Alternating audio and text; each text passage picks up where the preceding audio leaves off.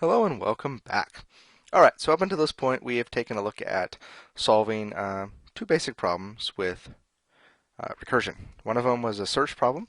We learned how to go ahead and search through an array and do that in an efficient manner.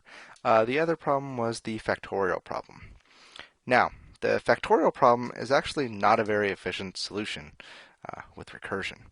And some of the times that's actually going to be the case, that we can come up with a recursive solution for a problem, and it may not actually be the best solution. But, you know, uh, it helps us to figure out what our next steps are. So I'm not going to show you how to fix the factorial problem. I just wanted to make note of that kind of caveat that while recursion can be a great way to solve a problem, it's not necessarily the best way. With that, we're going to go ahead and solve another problem with recursion. That actually is a pretty good way to solve the problem.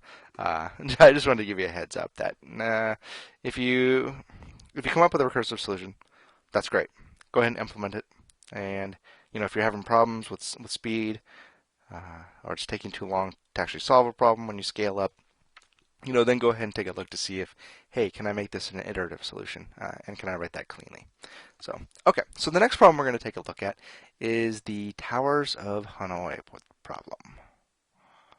Towers of Hanoi.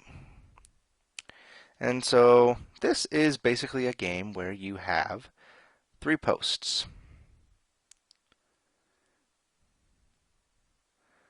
We will call them A, B, and C. And on the first post, you have some number of disks. And these disks are stacked from biggest to smallest. Now, the rules of the game are fairly simple. The object is to get all of the disks stacked up onto post B from post A.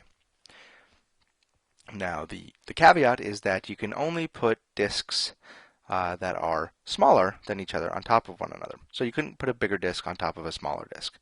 That would essentially break the disks. So your goal is to get all three of these stacked up in the same way on post B. And there's really actually an arbitrary number of items. So let's go ahead and take a look at how we could solve this problem and go through different types of n for disks. So how would we solve the problem if we actually had just a single disk? So what if our game board looked like this?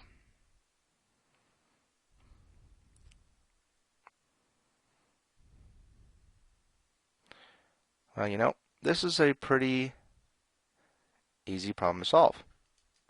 All we do is we move the one disk from A to post B. Perfect. Not too difficult. So this is when n equals 1. All right, what do we do when n equals 2? All right, so we have post A. We have our disk. And we have another disk on top. A, then we have post B, and post C. Okay, so what do we do? Well, we know that our goal is that we need to actually get the biggest disk on the bottom of B. That way we can stack them up. So, well, what we need to do is we need to move all of the disks above the bottom disk over to post C. Okay, well, there's only one disk, so that's pretty easy to do. We just move this disk over here, then we can move this disk here, then we can move the disk from here back to there. So in 3 easy moves, we can solve this problem. That's pretty good. So we kind of have this idea already that we need to get rid of all the disks on top of the big one. So what happens when n equals 3? Let's just go ahead and draw it over here. Well, we already have the board up here, so let's use this one. So we have n equals 3. So what do? Well, we know that we need to get all of these stacked over onto C. But how do we do that? Well, what we actually need to do is we need to move the little one here. Then we move the middle one here. and then we move the little one that's here onto here. And then we can move this big one to here. Alright, so at this point of the game, our board looks like this. Okay, we have our big one stacked down here, and then we have our medium one, and then we have our small one. Okay, so now we need to get all of these over to here so that we can move the big one over here. So we have the same basic problem. We have the problem of needing to move n minus one of these over to post A so that we can move the biggest one on post C to B. Okay, well, there's only one on above of this, so we just go ahead and move this over here, and then we move this guy right there, and then our final move can be move the little one back over there. So what we've done is we've actually already kind of defined this this pattern that we need to do. We know that we have a base case, and that base case is n equals 1.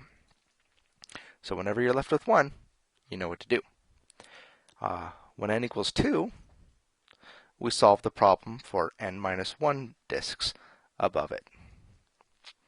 So how do we formulate that a little bit into a method or a function kind of prototype? So let's go ahead and see what our function prototype is actually going to look like. We could have, maybe we'll have something called void solve towers. Okay. And so what this is going to take in is it's going to take in 1, the number of disks that we're looking at. It's also going to need to know which posts are considered the source, the destination, and the spare. So we can do int count, int source. Actually, we have named our posts A, B, and C. So let's use a char. We can have a char destination. Yeah, destination.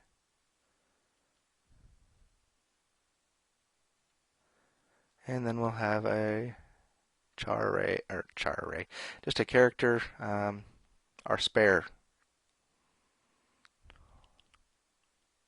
Okay, and so this is actually what our function prototype looks like. Now, so I've already told you the basic strategy that we're going to do. In the next video, we're going to go ahead and go over the implementation of that.